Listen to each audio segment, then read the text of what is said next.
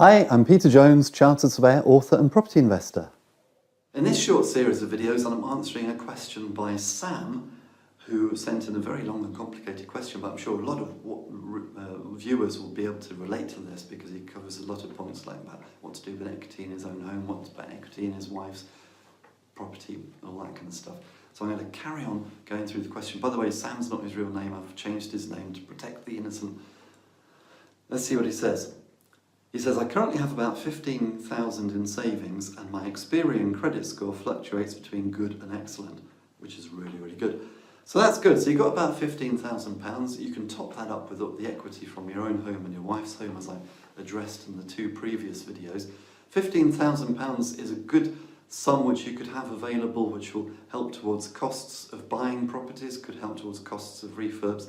So that's good. Or if you want to venture away from London and do some buy-to-lets, that would even probably be enough for a deposit. We will come to that in a future video.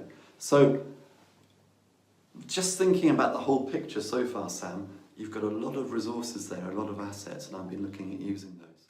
You also mentioned that you have a good to great Experian credit rating, and that is important.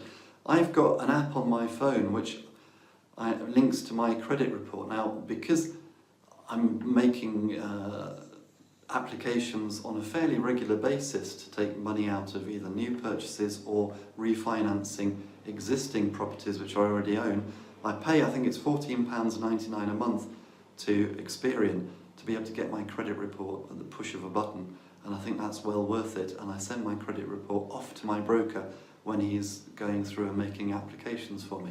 So having a good to great credit score is very helpful, but of course there are lenders out there who will lend to people who've got perhaps not such great credit scores, so it doesn't exclude you because you haven't got a great credit score. If you're watching this and thinking, well, that's not me, there are lenders out there who will lend to people, for example, who've had county court judgments, but you need a good mortgage broker who will help you go through all of this and help you find the right deals. On to the next bit of the question. My wife's grandmother passed away, and we may have the opportunity to buy her two-bedroom flat in Wanstead direct from the family. And I'll be able to do that without agency fees. I expect the flat to be worth between £310,000 and £330,000, but as it requires improvement, I can see an opportunity to add value there, and Wanstead is a very desirable affluent area with good schools and the central line. I'm not sure what price we could get it at yet. Well, that's got to be the crucial thing, Sam.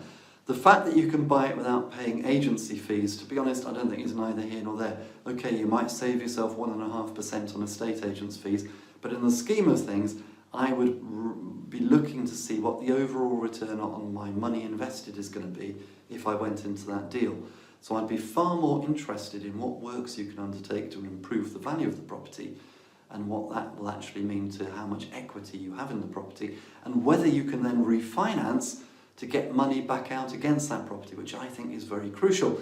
You'll realise that the theme of this series of videos is getting your money back out, getting your equity back out, using your equity efficiently and effectively. So it may or may not be a good idea to buy it off your family. If you can get it at a substantial discount and then do a bit of work, improve the property, add some value, and then refinance it so you can get potentially all or most of your money back out of the deal, then Sam, that'd be a great thing to do. But if you're just going to pay full market price but save the estate agent's fees, that's not really going to excite me. I'd rather spend my money elsewhere, which is what you're about to ask about in the next part of the question. Well, I hope you found that informative and inspirational. Until next time, here's to successful property investing.